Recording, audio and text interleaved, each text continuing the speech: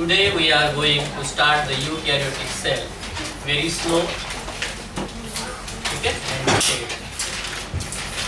Eukaryotic cell is actually seen in the protista,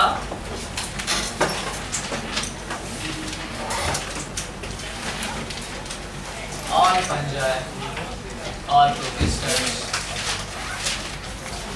all animalia here and then.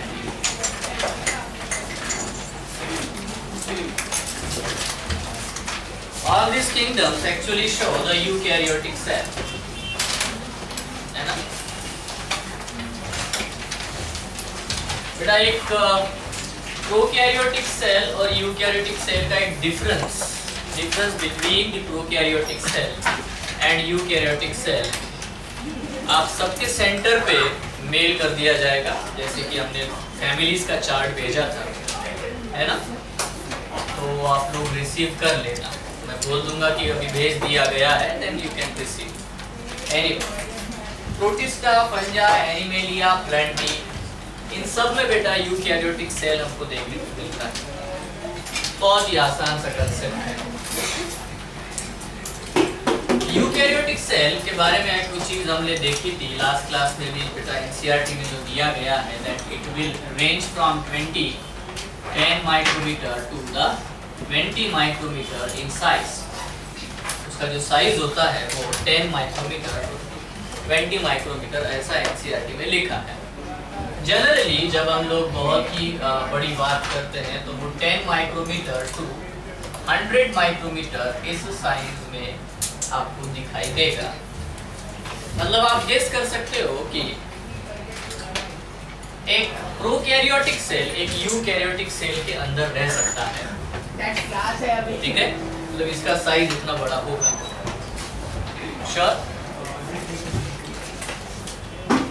एक special चीज है जो difference के बारे में हम लोग बात करते हैं प्रोकैरियोटिक और यूकैरियोटिक सेल के बीच में, एंड दैट इज व्हाट, उसको हम लोग कहते हैं बेटा, they have the membrane bound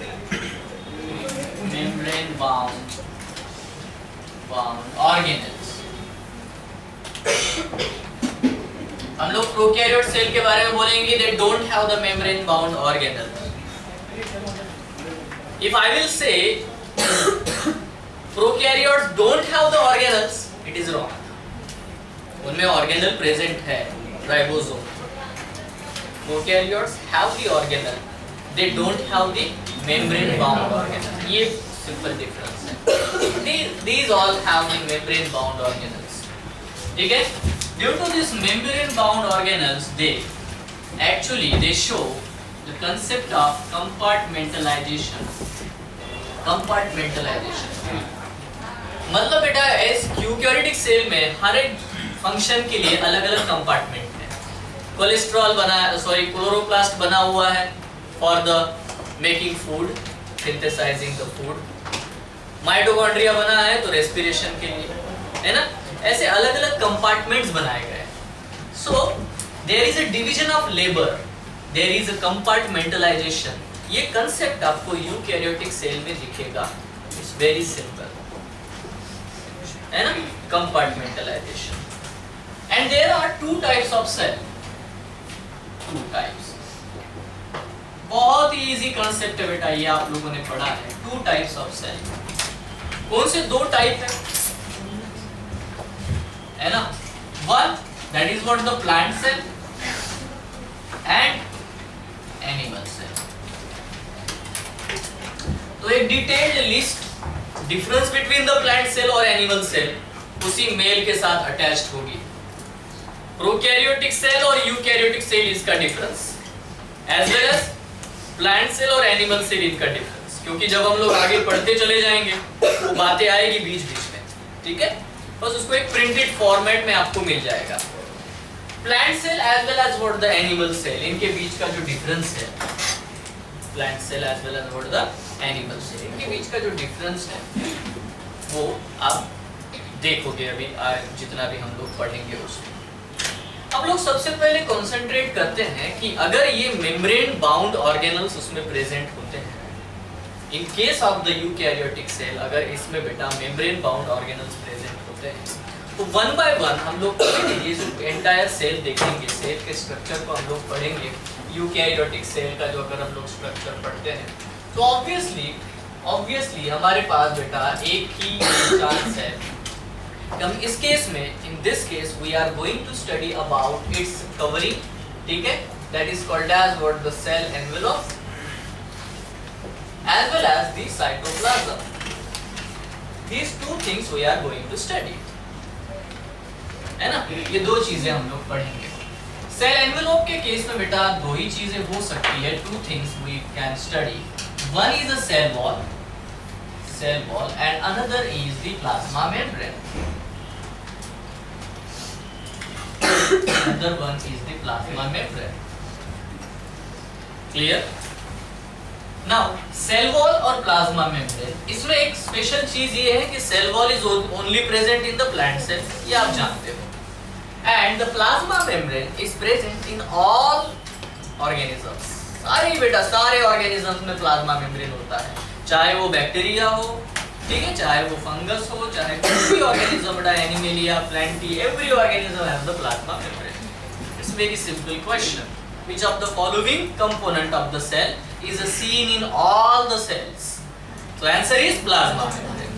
Simple question है ना? ये बेटा हम लोग पढ़ने वाले हैं। तो आज हमारा टारगेट है कि आज हम लोग कोशिश करें कि सबसे पहले तो प्लाज्मा मेम्ब्रेन को पढ़ते हैं, बायो मेम्ब्रेन को पढ़ते हैं, ठीक है? तो स्टार्ट करते हैं, बाद में अगर हुआ तो सेल वॉल भी देखेंगे, ठीक है? और नेक्स्ट क्लासेस में बेटा साइटोप्लाज्म के बारे में बात होगी, तो इसको मिटा दूं मैं।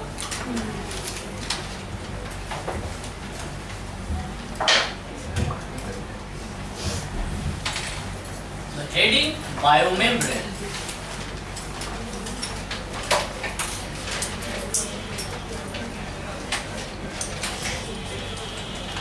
Or it is also called as cell membrane. Or it is also called as the plasmolema.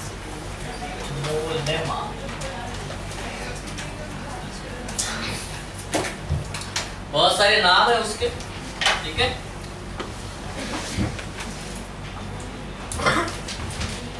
So the first point biomembrane में हम लोग पढ़ने जा रहे हैं, and that is it is present in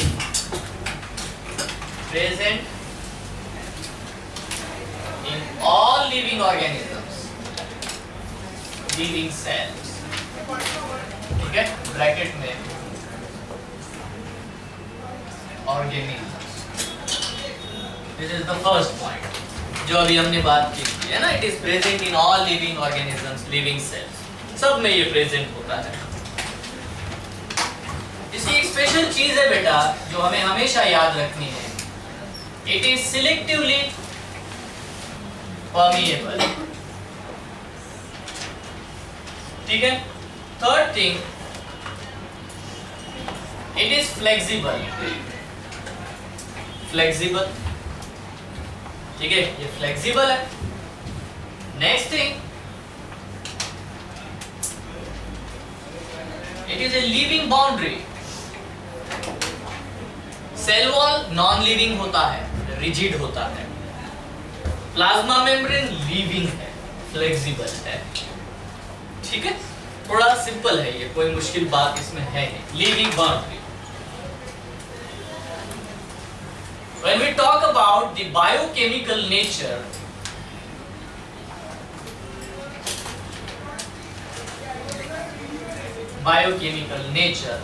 as studied in the RBCs of the human being,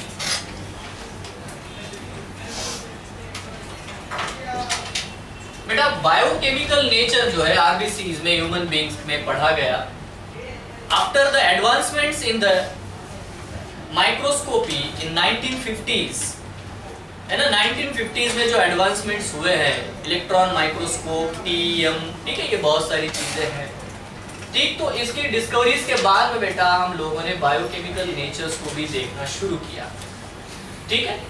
तो हमें ये 100% याद रखना है कि इसके बायोकेमिकल नेचर में हमें दिखाई देता है इट हैज लिपिड, इसमें लिपिड प्रेजेंट होता है, इसमें बेटा प्रोटीन प्रेजेंट होता है and it also have the carbohydrate.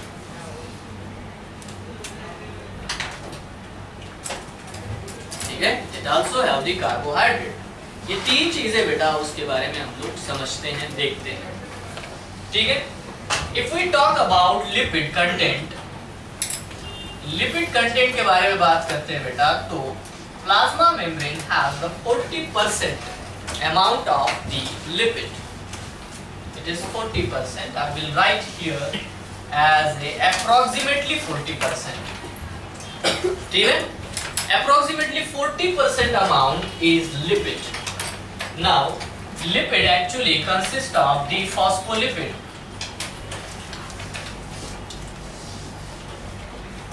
As well as with the phospholipid, it also have the cholesterol. Okay? Phospholipid, cholesterol, as well as glycolipid. तो बेटा plasma membrane में लिपिड का अमाउंट 40% है, उसमें सबसे ज्यादा अमाउंट बेटा मोस्ट अमाउंट इज फॉस्फोलिपिड का होगा. Same amount is of the cholesterol as well as what the glycolipid. It is most, these are some. ठीक है, that is the point you have to remember. Sure. Next thing, they have the protein.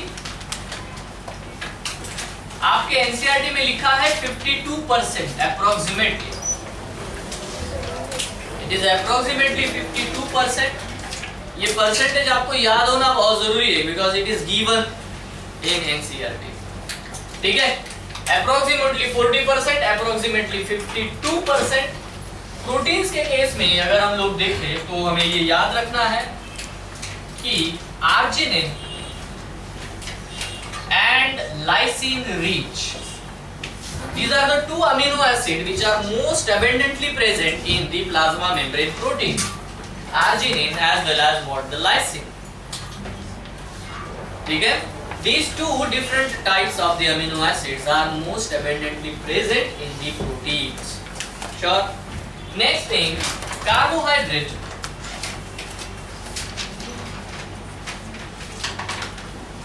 They range from 1 to 2%.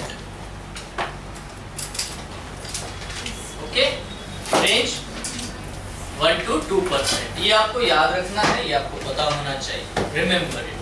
ये हो चुका है तो अगर हम हो चुका है तो आगे बढ़ सकते हैं. Sure. ठीक है. Now, the next thing is we are going to study about the structure of biomembrane.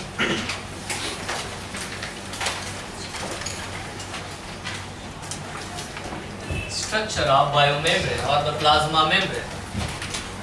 ये बेटा आप सब ने बहुत बार पढ़ा है, आप जानते हो इसके बारे में. हम लोग यहाँ पे जो सबसे पहला मॉडल देख रहे हैं, that is what the sandwich model, or it is also called as what the tri-lamellar model.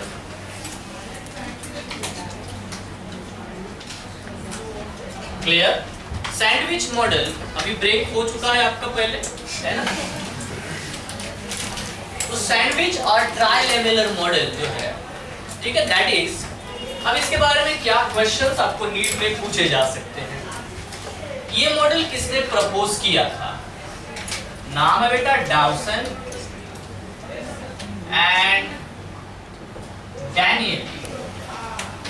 ठीक है, this model is actually given by Dawson and Danieli in 1935.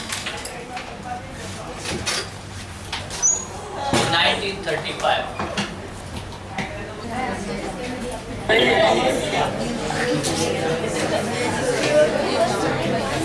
हाँ बेटा, ओके. हाँ दे रही. हेलो. चलो देखो, यहाँ पे हम लोग मॉडल देख रहे हैं सैंडविच और ट्राइलैमेलर मॉडल. ठीक, गायब हो चुका है. ठीक है, नेक्स्ट वन, थोड़ा सा डायग्रामेटिकली इसको देख लेते हैं सैंडविच मॉडल को. डायग्रामेटिकली, है ना, आपके पास एक काम है, ड्रॉ करो. Actually, this model is actually observed under the electron microscope.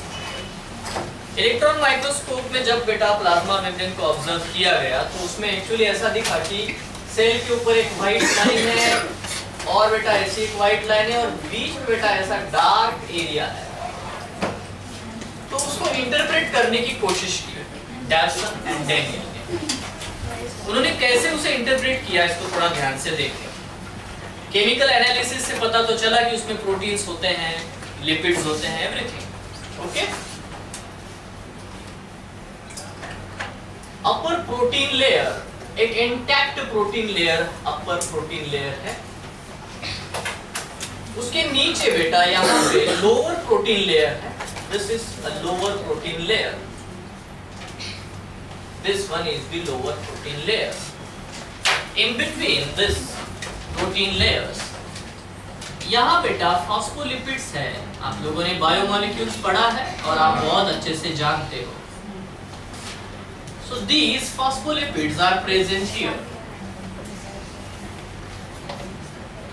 Sure?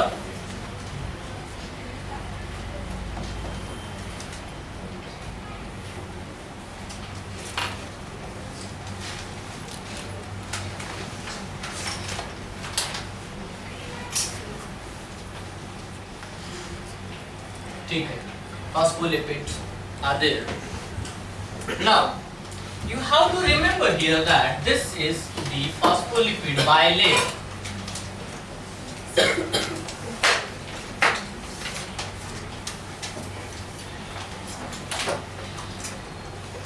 Approximately 75 angstrom in thickness. Phospholipid bilayer is approximately 75 angstrom in thickness.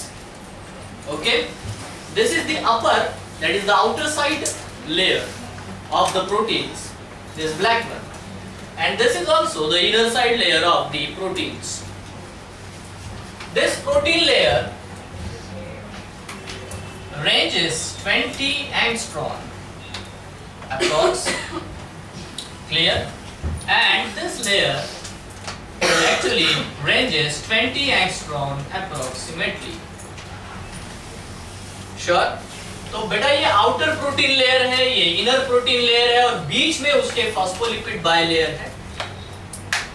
ठीक, इलेक्ट्रॉन माइक्रोग्राफ में जब मेजर किया गया था, इन्होंने जो भी मॉडल दिया है उसमें 3 लेयर उन्होंने बताया और इस 3 लेयर की रेंज बताई कि they can be measure from 75 angstrom to 100 angstrom in entire thickness.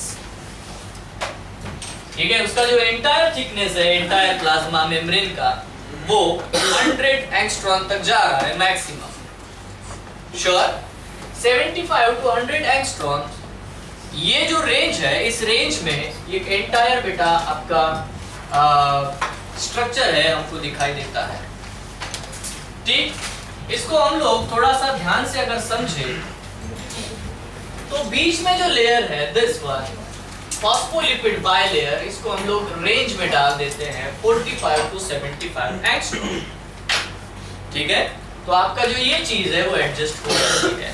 Sure है ना, 75 टू 100 एंगस्ट्रॉम कैसे हो जाएगा? तो इसको अगर हम लोग एडजस्ट करते हैं, it is 45 to 75 angstrom phospholipid bilayer. ये ट्राई लैमेलर है, मतलब इसमें 3 लेयर है।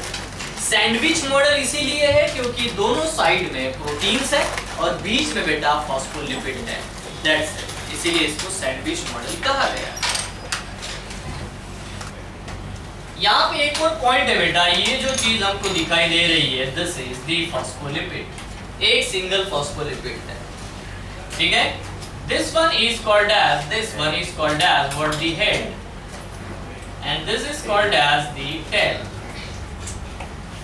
Head as well as what the tail. Simple, कोई मुश्किल बात नहीं।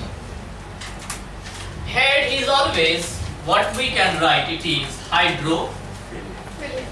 hydrophilic and tail is hydrophobic.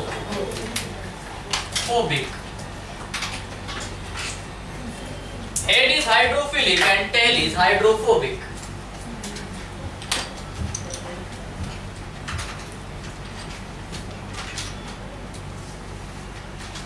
now I am writing a point about the hydrophilic head according to this model. Head binds with protein layer. Head binds with the protein layer by hydrogen bond or ionic bond. Hydrogen bond और ionic bond. यहाँ अगर आप इस diagram में properly देख रहे हो तो मैंने हर जगह पे ये ड्रॉ किया है कि the head portion is actually connected to the protein. You can observe it. ठीक है? The head portion is actually connected to the protein. और ये जो चीज है बेटा, है ना, इसी को यहाँ पे एक्सप्लेन किया जा रहा है. Bind to the protein layer by the hydrogen bond or the ionic bond. Sure. Tail के बारे में हम लोग लिख सकते हैं attached to each other.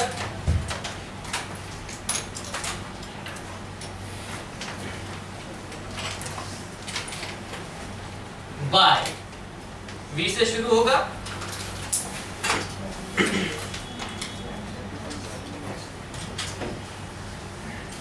Okay. When we talking about the two, suppose बेटा ये वाला और ये ऊपर वाला और नीचे वाला, ये भी हाइड्रोफोबिक टेल है, ये भी हाइड्रोफोबिक टेल है, but these two are attached to each other or attracted to each other by the van der Waals force. That is the structure given by the Davison and Danieli in 1935.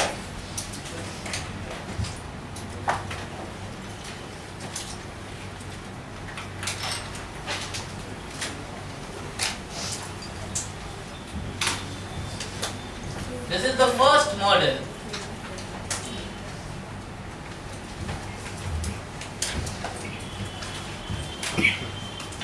अगर आप एक point note कर रहे हो तो अभी मैंने लिख के दिया था कि they have the lipid, they have the proteins and they have carbohydrate. तो क्या आपको कहीं यहाँ पे कार्बोहाइड्रेट दिखा? नहीं. मतलब उनके मॉडल में कहीं कार्बोहाइड्रेट नहीं है. ठीक है? Simple, very clear. ओके. इसके बाद बेटा सेकंड जो मॉडल है जिसके बारे में हम लोग बात करने वाले हैं, the second model is actually it is an concept. थोड़ा सा इसको उन्होंने एक्सटेंड किया तो उस मॉडल को नहीं देखेंगे, हम उनके कंसेप्ट को समझेंगे. That is called as what the unit membrane model.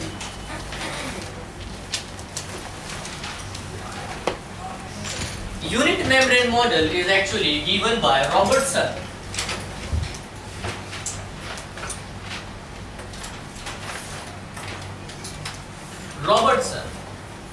Unit membrane model is given by the Robertson.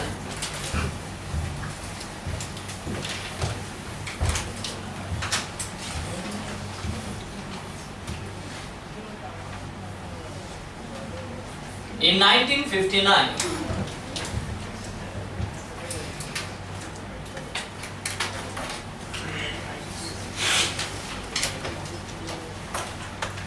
ठीक है? इस मॉडल का एक चीज हमको याद रखनी है, that is all cellular and organellar membrane are structurally and functionally similar.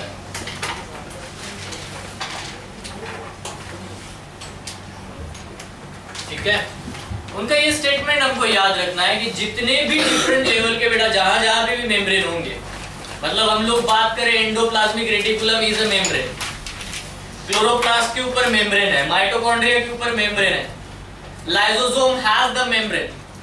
जितने भी मेम्ब्रेन बाउंड ऑर्गेनल्स है उनके भी, और सेल के ऊपर जहां मेम्ब्रेन है सबका स्ट्रक्चर और function same, similar, it's not different. उनके सिर्फ केमिकल कंपोजिशन में डिफरेंस आ सकता है. जो हम लोगों ने अप्रोक्सीमेशंस दिए हैं केमिकल जो कंपोनेंट होते हैं, प्रोटीन्स का अमाउंट थोड़ा कम ज्यादा हो जाएगा, लिपिड्स का प्रोपोर्शन थोड़ा कम हो जाएगा। तो chemical proportions may vary but they are structurally and functionally similar. ठीक है, ये चीज उन्होंने बताई है। कौन बेटा? रॉबर्टसन 1959। उसको हम लोग क्या कहते हैं? Unit membrane model. क्लियर है ना? ये कौन सा मॉडल है? This is sandwich. तो इसको मिटा दे, ब्रांचेस।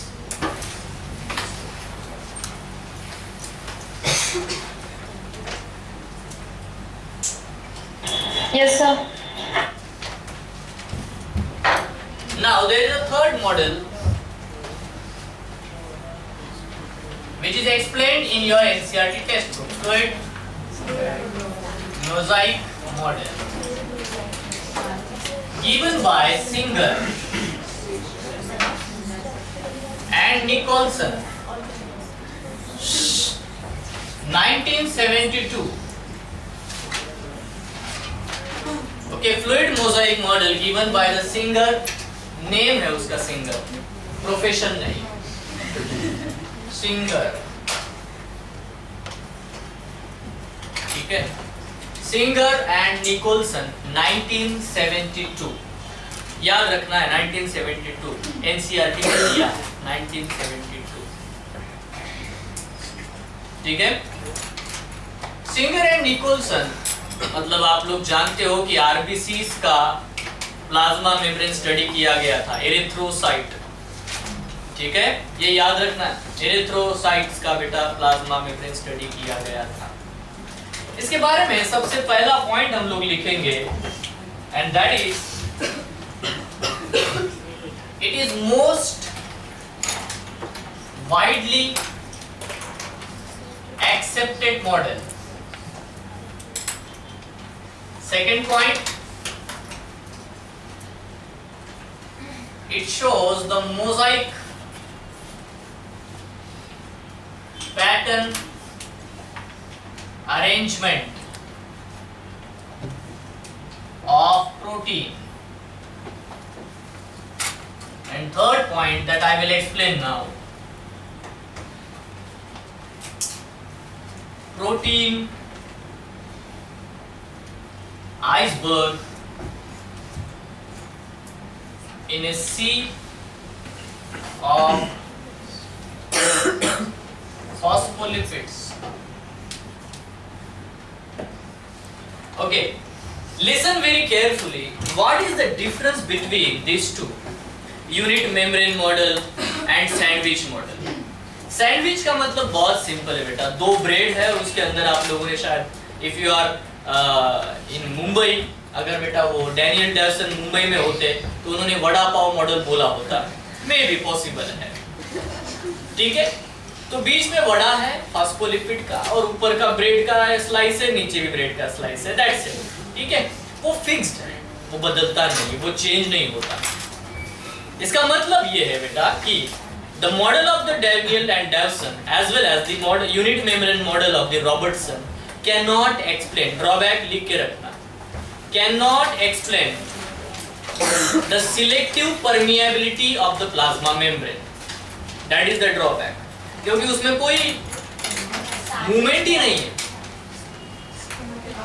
ठीक है, it cannot explain मतलब sandwich model और unit membrane model cannot explain the selective permeability of the membrane, क्योंकि हमने पहले ही लिखा कि वो सिलेक्टिवली परमिएबल है और उसकी सिलेक्टिव परमिएबिलिटी बेटा वो एक्सप्लेन नहीं कर पाता है, ये दोनों मॉडल एक्सप्लेन नहीं कर पाते। ठीक है, वो फिक्स्ड है। अगर आप लोगों ने कभी, अभी दिवाली हुई है, शायद आप लोगों ने घर में गुलाब जामुन खाया होगा, मे भी हो सकता है। ठीक है, खास करके अंधेरी में अभी यहाँ पे जितने बच्चे, अगर अभी आप नीचे उतरोगे तो वहाँ पे गुलाब जामुन वाला शॉप है। ठीक है, तो आप देखो उसके पास एक बहुत बड़ी कढ़ाई है, उसमें शुगर से बना हुआ जिसको हम लोग कहते हैं पाक। ठीक है, उस पाक में बेटा बहुत सारे गुलाब जामुन तैरते हैं। ठीक है, माइंड वेल, ये जो पाक है, थोड़ा ध्यान से सुनो इस चीज को, ये मॉडल वही है, फ्लूइड मोजाइक मॉडल। इस पाक को, जो शुगर का सिरप जो है बेटा, that is actually the phospholipid.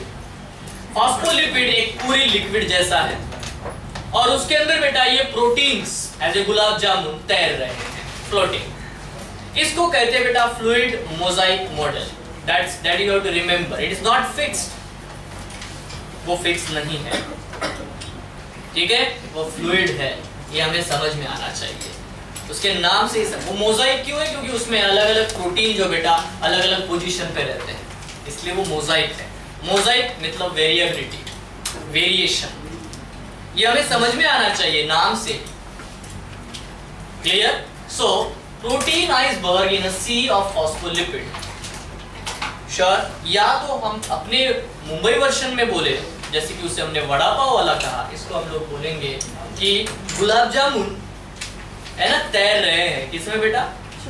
Sugar के पाक में। दैट्स इट, ठीक है। गुलाब जामुन प्रोटीन है और शुगर का पाक क्या है बेटा? फॉस्फोलिपिड्स। सिंपल है, बहुत सिंपल है, ठीक है। We are not talking about the India and Pak, we are talking about the पाक।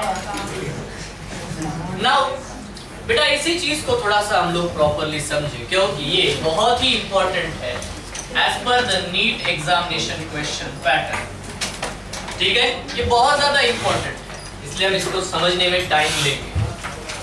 एनीवे, इस स्ट्रक्चर में हम लोग एक देखते हैं बात कि इसमें दो कंपोनेंट है, टू कंपोनेंट, और इसका मेन जो कंपोनेंट है उससे हम लोग स्टार्ट करेंगे। फर्स्ट इसको मैं लेबलिंग देता हूं, this is the A and that is the phospholipid.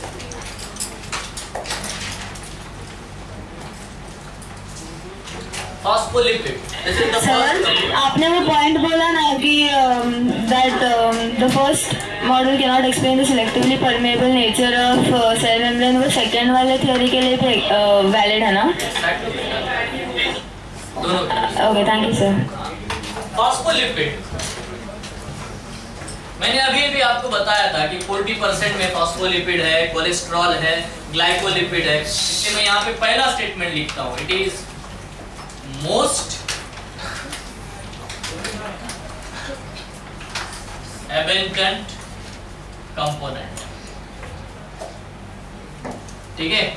ये बेटा ये सबसे ज्यादा पाया जाएगा, अब अप्रोक्सीमेटली 38% तो यही होता है फॉस्फोलिपिड इन लिपिड्स। जो 40% है उसमें से 38% यही है, ठीक है। तो it is the most abundant component of the phospholipids. The second point, इसके कुछ वेरिएशन केमिकल कंपोनेंट मैं लिख के देता हूं, शायद ही वो पूछे, बट आपको पता होने चाहिए। Phosphatidyl serine, this is quite available as a phospholipid, और इट इज द लेसिथिन, ठीक है, और इट मे बी अ सेफेलिन। तो ये केमिकल नेचर मैंने आपको बताया बेटा, जो फॉस्फोलिपिड्स के हो सकते हैं। लिपिड्स के बहुत सारे टाइप हैं, ठीक है, उसमें जो ब्रांचेस होते हैं फैटी एसिड चेन, उनके हिसाब से बेटा वो चेंज हो जाएगा, बट ये कॉमनली मिलने वाले बेटा phosphatidyl serine, lecithin as well as what the cephalin, ठीक है। All these are the different types of the phospholipids present. थोड़ा हम लोग अभी डिटेल हो जाएंगे, क्लियर? ध्यान से आराम से समझो। अभी हम लोगों ने स्ट्रक्चर ड्रॉ किया था, मैंने उसको हाइड्रोफिलिक हेड का, मैं इसको थोड़ा सा टर्न कर देता हूं, चेंज करता हूं, मैंने कहा बेटा पोलर हेड। ये वर्ड इंपॉर्टेंट है मेरे लिए, पोलर हेड, ठीक है, प्रेजेंट टूवर्ड आउटसाइड, बराबर।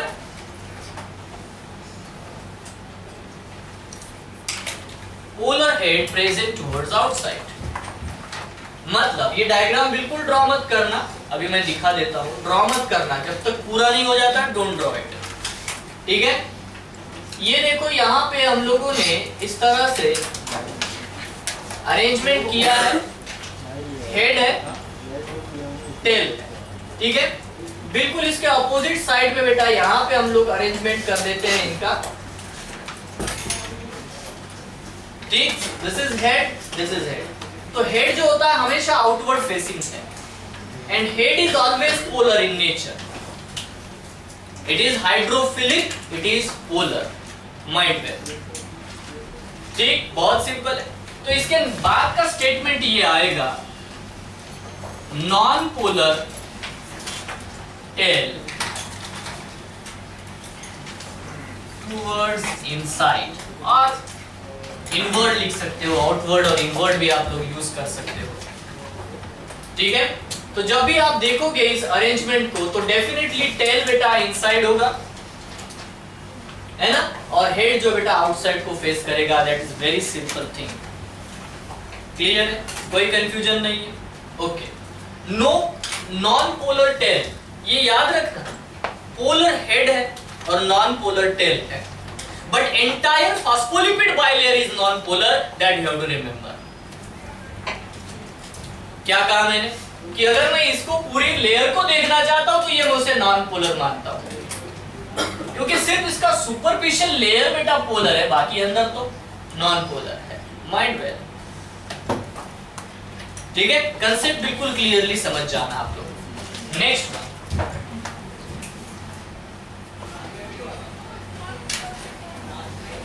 Tell is made up of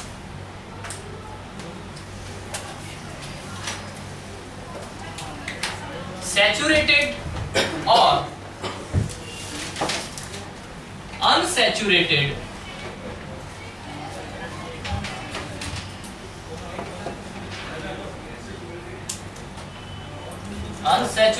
hydrocarbons।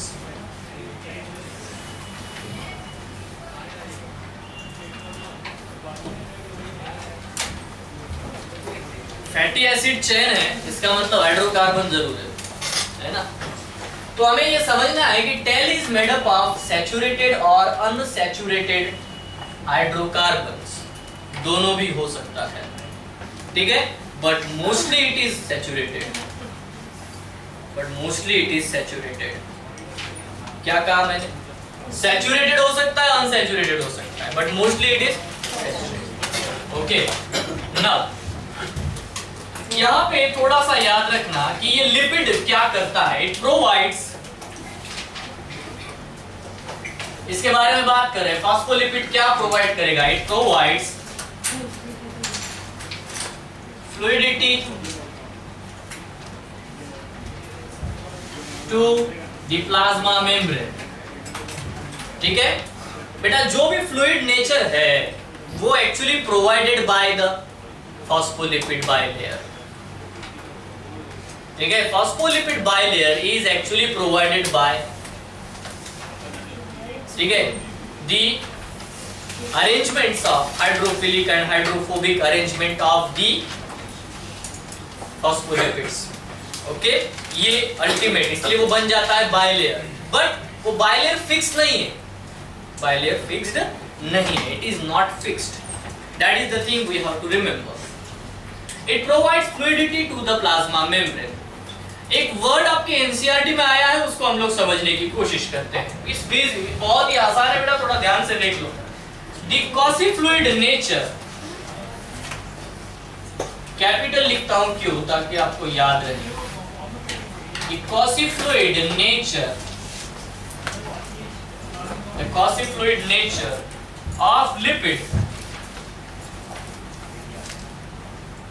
enable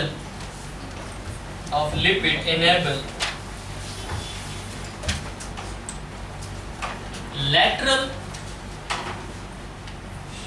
movement of protein in overall membrane। आप एक बात देखो बेटा, समझो। If you are observing a glacier, उसमें बेटा बहुत सारे आइस के टुकड़े हैं, है ना, वो जो वाटर है उसमें बेटा वो सारे आइस के टुकड़े फ्लोट हो रहे हैं। आपको समझना है, लैटरल मतलब यहाँ से प्रोटीन इधर जा रहा है, इधर से इधर आ रहा है, ऐसा नहीं है। जो भी प्रोटीन इसके ऊपर है वो यहीं पे बेटा लैटरल मूवमेंट कर रहा है along that phospholipid bilayer। ठीक है, क्यों ऐसा कर रहा है? Because that is quasi fluid. Quasi fluid है, इसका मतलब क्या होता है बेटा? आप लोगों ने, आपको मैंने एक बहुत ही अच्छा एग्जांपल दिया है, that is what the gulab jamun और उसका पाक। पाक पानी जैसा नहीं है, ठीक है, वो इतना लिक्विडिटी उसकी नहीं है, उतनी उसका फ्लूइडिटी नहीं है, इट इज उसकी विस्कोसिटी ज्यादा है as compare to the water, so that it is quasi fluid. It is near to a jelly substance. It is not properly jelly क्योंकि जेल बहुत ही ज्यादा विस्कस होगा, ठीक है. It is not like a water because उसकी viscosity बहुत ही कम होगी water की, ठीक है. So उसको हम लोग कहते हैं, एक टर्म हम लोग लिया that is called as what the quasi fluid, और वो quasi fluid है इसीलिए उसमें प्रोटीन्स बेटा फ्लोट होते रहते हैं, ये उसका कहना है. ये एनसीईआरटी का स्टेटमेंट है और हमें हमेशा याद रखना है. But always remember this one simple word that is the lateral movement, ठीक है, lateral movement, क्योंकि इसको लेकर के उन्होंने एक क्वेश्चन पूछा है AIPMT में, माइंड है, श्योर है, कंफ्यूजन तो नहीं है, ठीक है. lateral movement will take place. Now there is another point I am explaining here that कि ये फॉस्फोलिपिड के साथ साथ एक और चीज इसमें लिपिड्स में हम लोग लेंगे, that is what the B, मतलब वो ए हो गया. बी के बारे में बात करते हैं, ठीक है. मैं ये पूरा स्ट्रक्चर ऐसे बना रहा हूं, आपको ड्रॉ नहीं करना है, ये मैं आपको और एक बार बता देता हूं. जब ये पूरा स्ट्रक्चर बन जाएगा तभी आप लोग ड्रॉ करना. बी के जगह पे मैंने लिखा बेटा दैट इज द कोलेस्टेरॉल, ठीक है. बी के पोजीशन पे लिखा है बेटा मैंने कोलेस्ट्रॉल. तो कोलेस्ट्रॉल जो होता है ऐसे बीच बीच में कहीं ना कहीं प्रेजेंट होता है. ये मैंने ब्लैक कलर का जो भी ड्रॉ करके दिखाया आपको, ठीक है, ये बेटा ऐसे कहीं बीच में प्रेजेंट होता है cholesterol. Sure. Now write down the statement about the cholesterol. Cholesterol are more rigid than phospholipid. Cholesterol are more rigid than phospholipid. Cholesterol are more rigid than phospholipid.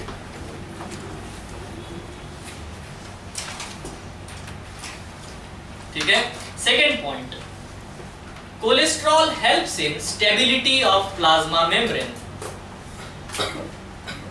Cholesterol helps in the stability of plasma membrane.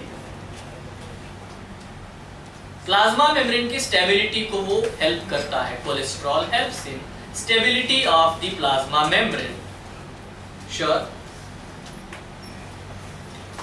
Next, यहां पे मैं एक और word लिखने जा रहा हूं, ये बेटा होपेनॉइड्स.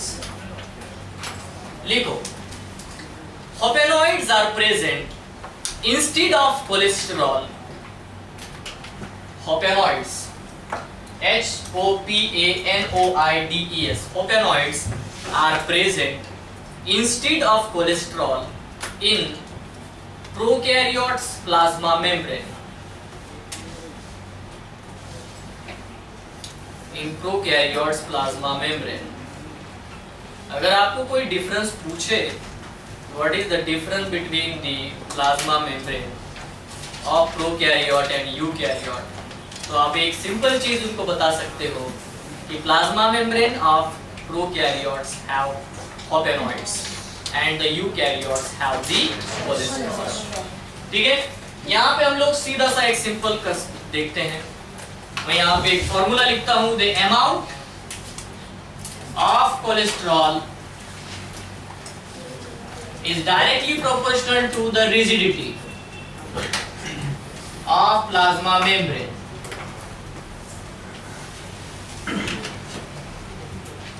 Obviously बेटा जितना अमाउंट ऑफ कोलेस्ट्रॉल बढ़ता चला जाएगा प्लाज्मा मेम्ब्रेन में, उतना उसका क्वासी फ्लूइड नेचर कम होगा, उतना वो ज्यादा रिजिड होता चला जाएगा. बात क्लियर है? ठीक है. But cholesterol is necessary also, क्योंकि अगर कोलेस्ट्रॉल नहीं है तो वो बेटा वो क्वासी फ्लूइड उसका नेचर इतना ज्यादा हो जाएगा कि वो स्टेबल नहीं हो पाएगा, प्लाज्मा मेम्ब्रेन स्टेबल नहीं हो पाएगा. तो एक moderate amount of cholesterol present रहना बहुत ही ज्यादा जरूरी होता है. इजी, वेरी क्लियर है ना? ये याद रखते हैं, amount of cholesterol is directly proportional to the rigidity of the plasma membrane. Very clear. जितना ज्यादा बेटा कोलेस्ट्रॉल का अमाउंट प्लाज्मा मेम्ब्रेन में बढ़ेगा उतना ज्यादा क्या हो जाएगा, रिजिडिटी प्लाज्मा मेम्ब्रेन की बढ़ेगी, उसका क्वासी फ्लूइड नेचर जो है बेटा वो कम होता चला जाएगा। श्योर है, वो ज्यादा रिजिड होता चला जाएगा, उसकी फ्लूइडिटी, उसकी फ्लेक्सिबिलिटी कम होती चली जाएगी। श्योर।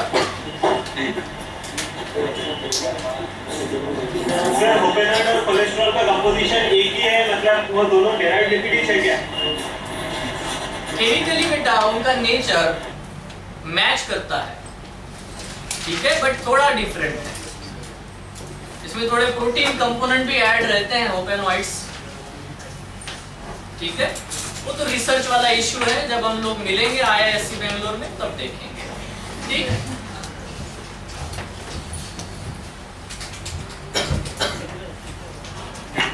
सर कोलेस्टेरॉल की कितना परसेंट होता है in general percentage? General percent तो ये अगर 38% है बेटा, अप्रोक्सीमेटली 1 और 2%, उससे ज्यादा नहीं होना चाहिए, ठीक है। Okay, thank you sir. Diagram draw नहीं करना है, डायग्राम अभी अधूरा है, क्योंकि डेफिनेटली अभी A और B हो चुका है, इसका मतलब अभी क्या आएगा, C।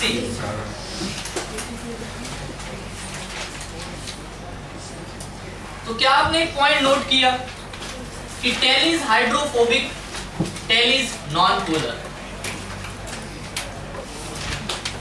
है ना। Head is hydrophilic, head is polar, mind well, sure, ठीक है। ये हमको याद होना चाहिए, ये हमें पता होना चाहिए। नेक्स्ट वन जिसके बारे में हम लोग बात करने वाले हैं, after the cholesterol, the C, that is what, the protein. Proteins के बारे में बात करते हैं। There are two types of proteins based on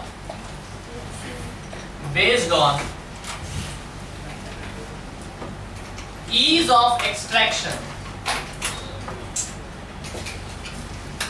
based on ease of extraction। इसमें टू टाइप में बेटा, सबसे पहला टाइप है, फर्स्ट टाइप, इंटीग्रल और पेरिफेरल प्रोटीन।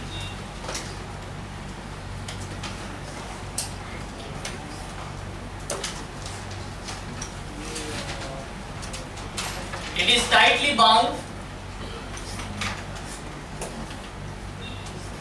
with lipid,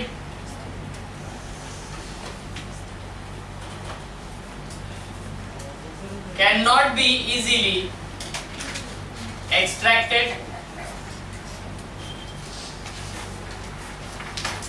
बेटा इसके भी टू टाइप है इंटीग्रल प्रोटीन के। फर्स्ट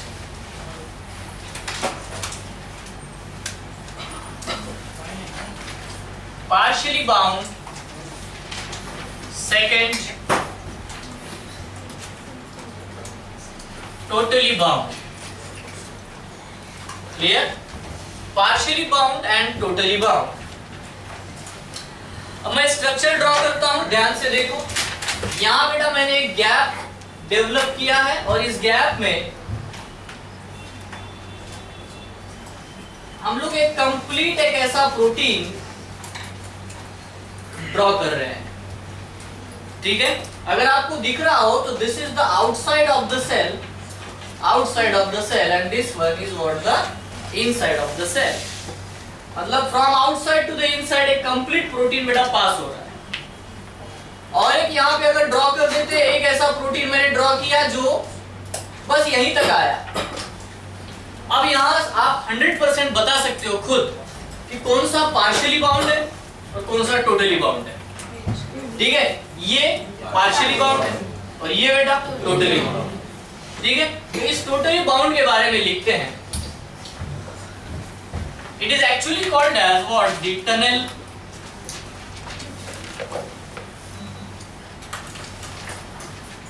प्रोटीन, ठीक है। It is actually used for the passage of water soluble material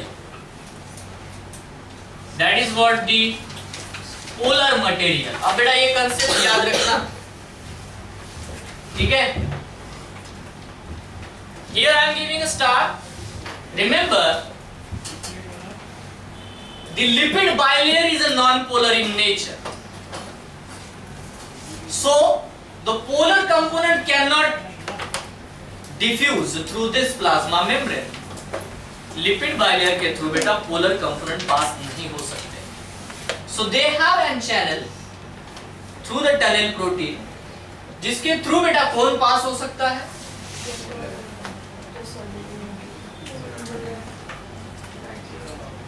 Okay, so this is a passage for the transfer of the polar material, that you have to remember. Clear? Polar material cannot pass through the lipid bilayer, so it has the tunnel protein which has a channel through which the polar material can pass. Remember, simple है, ठीक है। एक और बार repeat करूं, एक और बार सुनो। This lipid bilayer is non-polar. Non-polar है इसलिए polar substances इसे क्रॉस करके नहीं जा सकते। तो टनल प्रोटीन है, उसमें चैनल है, उस चैनल के थ्रू बेटा पोलर मटेरियल्स, ठीक है, या तो अंदर आ सकते हैं या तो सेल के बाहर जा सकते हैं। That is the very simple thing you have to remember, and this is about what the integral or the peripheral protein. Simple. हाँ बोलो। सर ये इंटीग्रल और पेरिफेरल प्रोटीन, इसके नाम से पता चलता है सर ये दोनों अलग अलग प्रोटीन होंगे ना सर? एनसीईआरटी में भी दिया है सर क्या सर? इंटीग्रल प्रोटीन और पेरिफेरल प्रोटीन, हाँ, ये तो सर अलग अलग है। अच्छा मैंने पेरिफेरल लिखा है क्या? हाँ सर। ओके, इंटीग्रल प्रोटीन ये लिखना है, ठीक है। Intrinsic, thank you. It is integral or what the intrinsic protein. Clear? Integral protein. And then second one is the peripheral or extrinsic.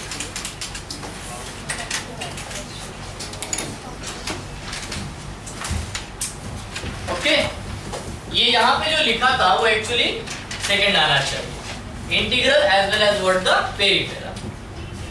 ठीक, तो ये जो पेरिफेरल और एक्सटेंसिव प्रोटीन हमको दिखाई दे रहा है, obviously this type of the protein, extensive protein, they are actually floating. यहाँ पे अभी वो ये पेरिफेरल है, ये पेरिफेरल है, ठीक है।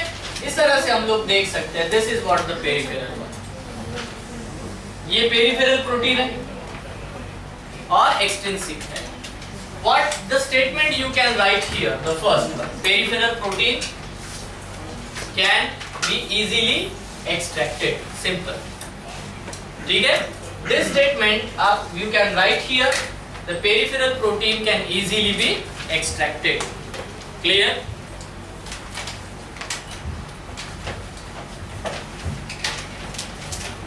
One thing, एम्स के लिए क्वेश्चन आया था, पेरिफेरल प्रोटीन हैव, ये याद रखना, have enzymatic activity.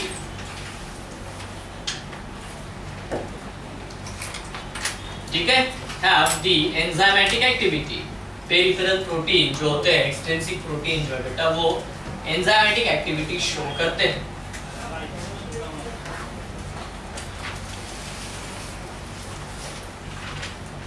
They can be easily extracted. They have the enzymatic activity. Clear? Okay.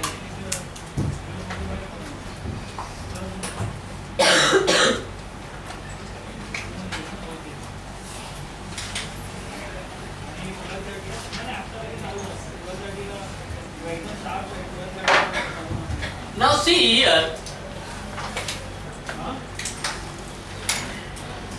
Proteins के बाद में हम लोग एक और नाम दे रहे हैं, that is what, this is the C protein, है ना।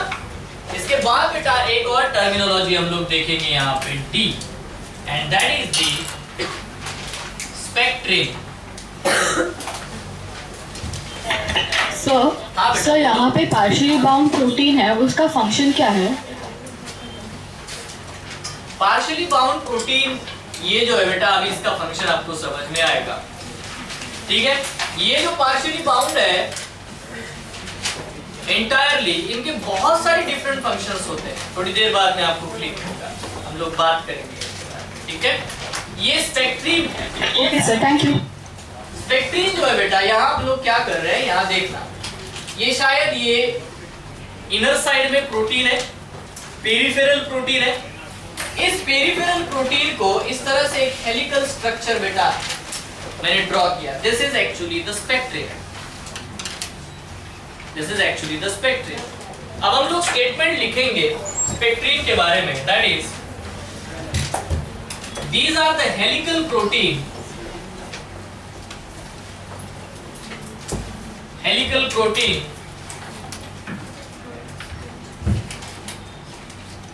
found on cytosolic phase, found on the cytosolic phase। अब बेटा थोड़ा ध्यान से देखना डायग्राम की तरफ, डायग्राम की तरफ देखो, आंखों में नींद है तो उड़ा दो, ठीक है। बहुत दिनों बाद आए हो, है ना, 2 क्लास पहले ही हो चुके हैं, ये तीसरा है, ठीक। मुश्किल भी हो सकता है, आंखें खोली रखना, बट थोड़ा ध्यान से अगर देखते हो तो this is what the inside of the cell, मतलब इधर बेटा साइटोप्लाज्म है, और यहाँ बेटा आउटसाइड लिखा है, मतलब उधर सराउंडिंग है। तो मैं ये जो फॉस्फोलिपिड बाइलेयर है, इसको मैं लिखता हूं, it is A cytosolic face, it is what the cytosolic face. बेटा इसे मैं लिखूंगा definitely non cytosolic face, clear है, ठीक है। This is non cytosolic face, this one is what the cytosolic face, sure. इसका मतलब है एक बहुत ही पॉइंट यहाँ पे लिखा हुआ है, helical protein found on cytosolic face. इसका एक और मीनिंग हो सकता है, and that is it is never found on the non cytosolic face, mind well, clear. तो helical protein found on the cytosolic face, तो ये क्या होता है बेटा, उसे हम लोग कहते हैं spectrin, that is what the spectrin. Spectrin are part of cytoskeleton, spectrin are part of the cytoskeleton, है ना। सेल का शेप मेंटेन रखने में, उसकी एक्टिविटीज कंट्रोल करने के लिए बेटा, जैसे हमारे अंदर स्केलेटन है वैसे सेल के अंदर भी स्केलेटन होता है, ठीक है। ये एक डिफरेंस है कि प्रोकैरियोटिक सेल में स्केलेटन नहीं होता, यूकैरियोटिक सेल में स्केलेटन होता है, ये एक डिफरेंस है। बट बहुत सारी चीजें हैं जो साइटोस्केलेटन से बिलोंग करते हैं, उसका एक पार्ट है बेटा spectrin. Spectrins are part of cytoskeleton, so they are always present inside, attached to the peripheral or whatever may be the proteins. Peripheral होगा, मे बी बेटा ये पार्शियली यहाँ पे अटैच्ड है, तो उसको बेटा वो अटैच हो सकता है, clear. So that is the thing we have to remember about what the spectrin, sure है, ठीक है। Next one,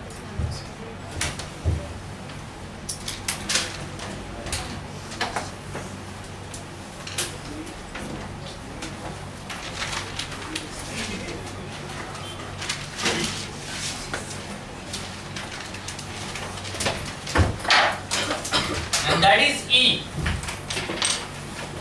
A B C D E, ठीक है। Oligo saccharide, they are present in the glycolipid and glycoprotein, okay, glycolipid as well as what the glycoprotein।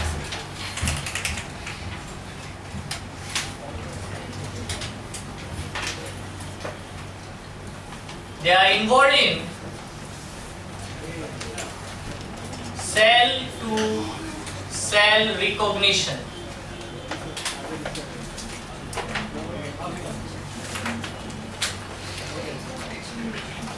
For example, in fertilization or in example of the blood antigen. एक cell दूसरे cell से बातें करता है, एक दूसरे से वो है ना चैटिंग करते हैं. They know each other, they recognize each other, they also kill each other if they are of the foreign origin. Clear? तो ये जो सेल टू सेल रिकॉग्निशन होता है, हमारा इम्यून सिस्टम जिसके ऊपर काम करता है, ठीक है, इसमें बेटा इनका बहुत बड़ा रोल है, glycolipid and glycoprotein. Now see in the diagram बेटा ये फॉस्फोलिपिड है, इसका जो हेड पोर्शन है यहाँ पे मैंने एक कार्बोहाइड्रेट अटैच किया, oligosaccharide, so it will become what the glycolipid. अब ये प्रोटीन है बेटा, इस प्रोटीन के ऊपर अगर मैंने एक ओलिगोसैकेराइड अटैच किया तो it will become what the glycoprotein. But can you right one thing here, they are always present on non-cytosolic phase.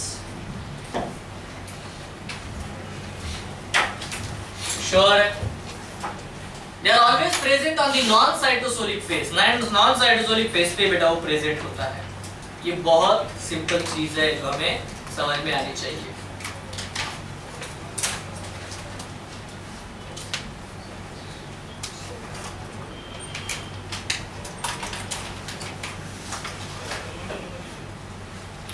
So what is called as what the amphipathic molecule?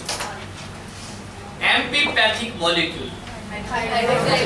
Exactly. Phospholipid is the amphipathic molecule. दूसरा एक statement है. Can we say the plasma membrane is symmetric or asymmetric? Exactly. It is asymmetric. Why it is asymmetric? Because inside it has the spectrin and outside it has the oligosaccharides. So write down, plasma membrane is a asymmetric structure. Plasma membrane is a asymmetric structure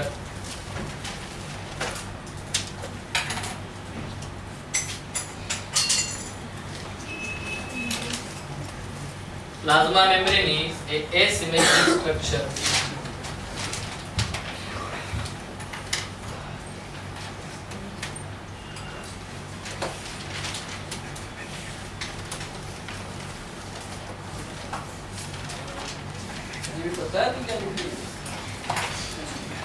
Asymmetric structure. Asymmetry गड़बड़ हो रही है. कभी इधर जा रही है, कभी इधर आ रही है. तो you are not symmetric. Plasma membrane is a asymmetric structure because it has spectrin always on the cytosolic phase and the glycoprotein and glycolipid always on the non-cytosolic phase. That is the thing you have to remember. Very clear? आसान सी चीज है बेटा. कुछ point लिखते हैं जो AIIMS में और नीट में पूछे गए हैं. पहला पॉइंट, ठीक है, इन case of the fluid mosaic model, इसमें एक चीज हमें 100% पता होनी चाहिए और वो ये है कि ये नोट है, note, no flip flop movement of protein.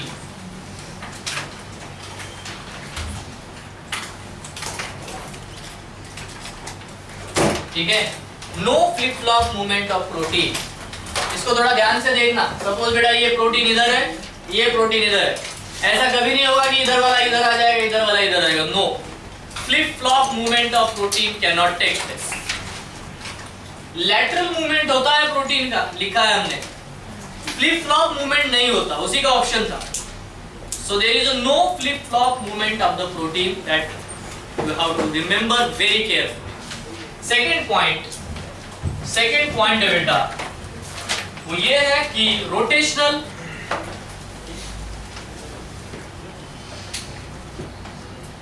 And lateral diffusion of protein and lipid takes place.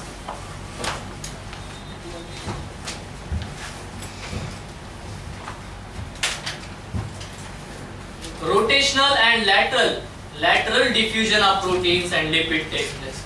मतलब ये जो लिपिड मॉलिक्यूल यहाँ पे दिखाई दे रहे हैं, ठीक है, ये लिपिड मॉलिक्यूल अपनी प्लेसेस चेंज करेंगे. Very sure. यहाँ जो प्रोटीन दिखाई दे रहा है, ये प्रोटीन इधर कहीं जाएगा, लैटरल मूवमेंट करेगा, या वही के वही बेटा रोटेट करेगा, क्योंकि प्लाज्मा मेम्ब्रेन एक एंटायर सरफेस है, ठीक है, वो रोटेट करेगा वही के वही. आप समझो कि उस गुलाब जामुन पार्क में गुलाब जामुन जो बेटा ऐसे गोल गोल घूम रहा है, दैट इज, और वो लैटरल कहीं तो भी जा रहा है सीधा सीधा. उसको पूछो वो कहाँ जा रहा है, मे बी वो बताएगा, ठीक है, बट उसका मूवमेंट होगा, बट फ्लिप फ्लॉप मूवमेंट नहीं होगा. दोनों पॉइंट क्लियर होने चाहिए, ठीक है. Third point, nearby 30 different types of enzymes are found. ठीक है, 13 types of the enzymes are present. 30 different types of the enzymes are present. 30 different types of enzymes are present in the plasma membrane. ठीक है, उनमें से सबसे important जो है, most important is ATPase is most important. ATPase जो enzyme है, it is most important, बहुत ज्यादा इंपॉर्टेंट है बेटा ATPase. क्लियर? तो 30 different types of the enzymes are present. बहुत सारे अलग अलग 30 different type of enzymes present होते हैं. उनमें से आपके NCERT की टेक्स्ट बुक में लिखा है,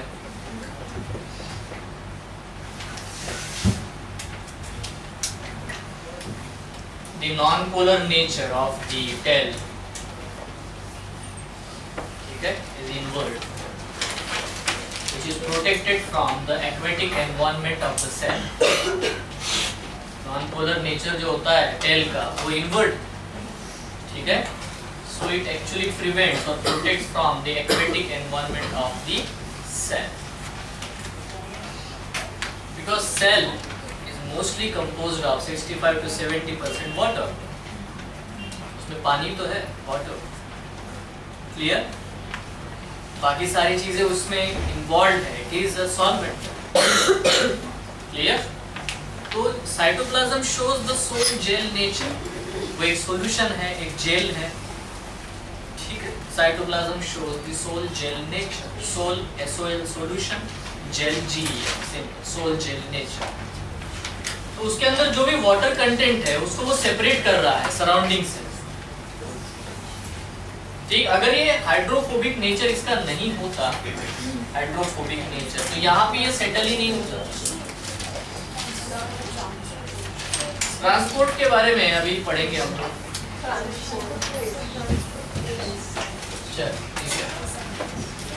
ठीक है. So these are the functions. एक और चीज आपके NCERT में लिखी है, the fluidity of the plasma membrane is essential for the cell growth. It is essential for the cell growth. It is essential for the cell division. It is essential for the endocytosis. Clear? It is also, if you see the formation of the pseudopodia in case of the amoeba, it is only possible due to the fluidity of the plasma membrane. Clear? हमारे लिए सबसे important चीज है बेटा transport, है ना. अगर आपने ये डायग्राम ड्रॉ कर लिया होगा तो हम ट्रांसपोर्ट के बारे में बात कर सकते हैं. क्लियर? बहुत सारे फंक्शंस मैंने आपको दिखा है यहाँ पे. सेल टू सेल कम्युनिकेशन ये करेगा, ठीक है. एक सेल दूसरे सेल के साथ बेटा गैप जंक्शन वगैरह आप लोग एनिमल टिश्यू में पढ़ते हो, ठीक है. एनिमल सेल्स में जो भी जंक्शंस बनते हैं, श्योर है ना, that also can be produce only due to the fluidity of the plasma membrane. उनका इनफोल्डिंग होना, विलाय बनाना, ठीक है, all these things are actually possible due to the fluidity of the plasma membrane. वो किसी भी शेप में convert हो सकता है, that is the thing we have to understand, है ना। अगर फ्लूइडिटी ना हो तो बेटा सेल ग्रोथ में भी बहुत प्रॉब्लम होगा। क्लियर? एनीवे, तो इसको मिटाते हैं और हम लोग ट्रांसपोर्ट जो है उसके बारे में देखते हैं।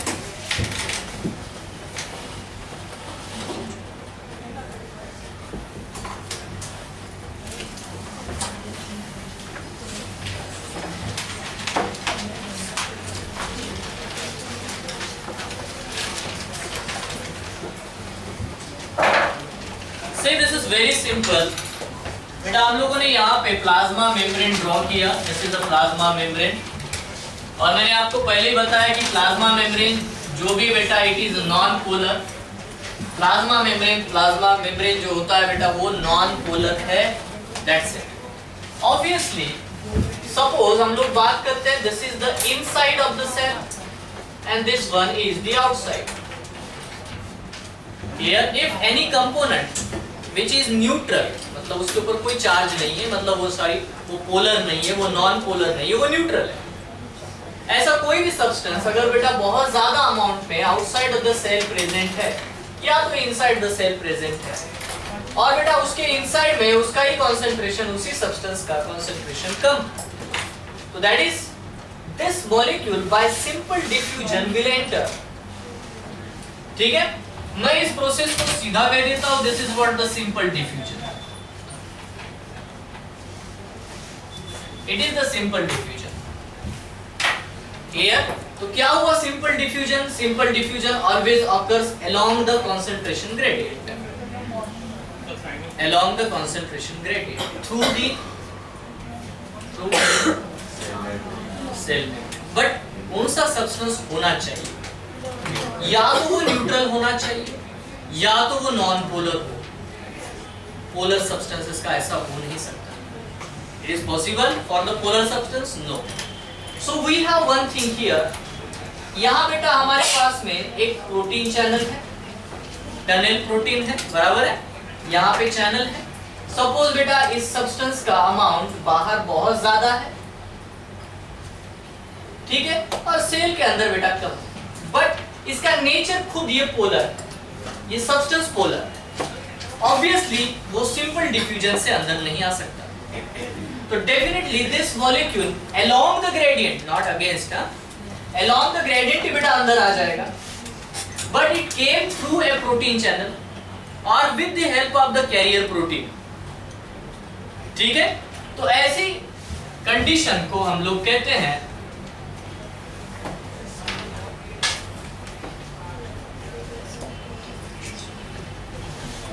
facilitated diffusion, but both these are without any expenditure of energy and along the concentration gradient। So इन दोनों को हम लोग कहते हैं बेटा पैसिव ट्रांसपोर्ट।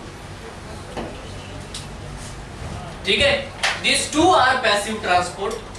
बहुत इजी है, आप आराम से समझ सकते हो। if it is a neutral, if it is a non-polar, it can pass simple diffusion, but if it is a polar, it cannot।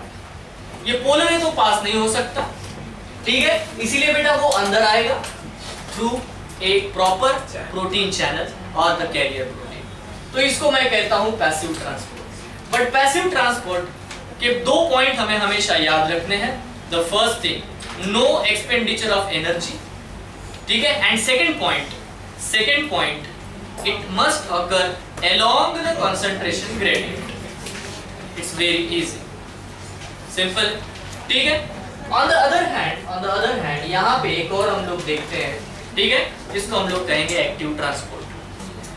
बात करते हैं बेटा एक सब्सटेंस से जो बिल्कुल बाहर, अमाउंट उसका बहुत कम है, और बेटा सेल तो उसे चाहता है, रिक्वायर करता है कि वो आ जाए तब भी, ठीक है, although its concentration in the cell is more. ठीक है, तो यहाँ पे एक प्रोटीन है, ये प्रोटीन है, ठीक है, जिसको हम लोगों ने कैरियर प्रोटीन कहा। ये जो मॉलिक्यूल है बेटा, ये यहाँ पे अटैच हो जाएगा Clear? With the use of the ATP energy expenditure, है ना, ये ऐसे टर्न हो जाएगा क्योंकि ये कॉसी फ्लूइड है, क्योंकि ये कॉसी फ्लूइड है। ठीक है, बात क्लियर होगी? श्योर? उसके बाद में बेटा ये और भी टर्न हो जाएगा इधर, clear, and then it will release that molecule inside. ठीक है, again it will revert back to its original position क्योंकि उसकी एनर्जी खत्म हो चुकी है।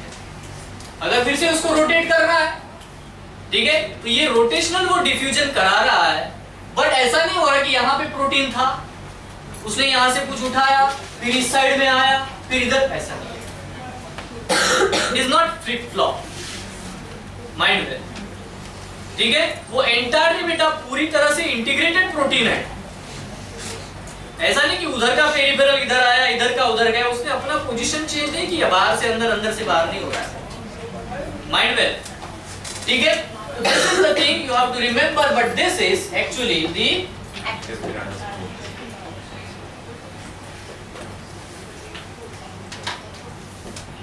transport.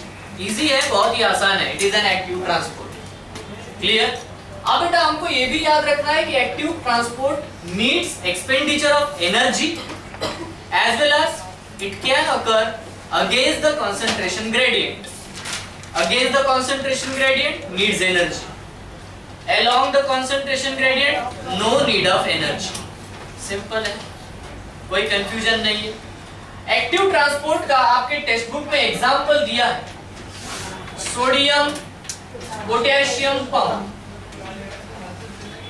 ठीक है, sodium potassium pump is an example given in your text book.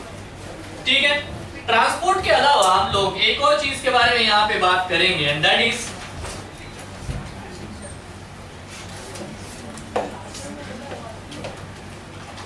Endocytosis. ठीक है, या तो हम लोग डायरेक्टली इसको लिखते हैं बेटा, this is actually cytosis. Cytosis के दो टाइप होंगे, एक को मैं कहता हूं बेटा endocytosis and another is what the exocytosis.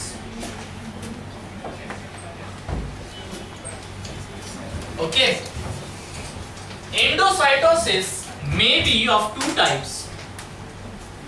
One is phagocytosis and second one is pinocytosis. Phagocytosis as well as what the pinocytosis.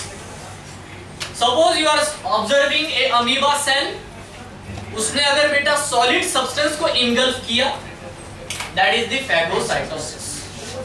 अगर उसने liquid substance को engulf किया, that is what the pinocytosis.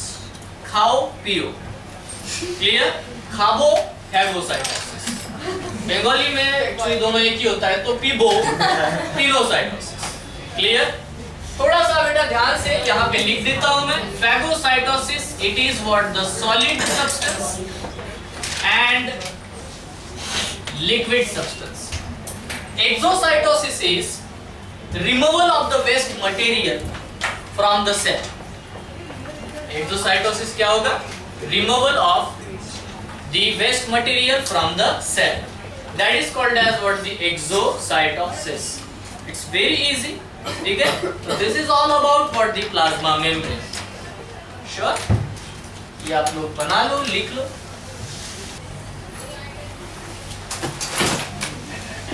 Sir, can you repeat the thing about exocytosis, please? Endocytosis is engulfing of the substances. Phagocytosis if the solid substance is engulfed. Pinocytosis is liquid substances engulfed. Very clear? Exocytosis is removal of the waste material from the cell. Thank you. Have a nice day. Enjoy. Happy Sunday.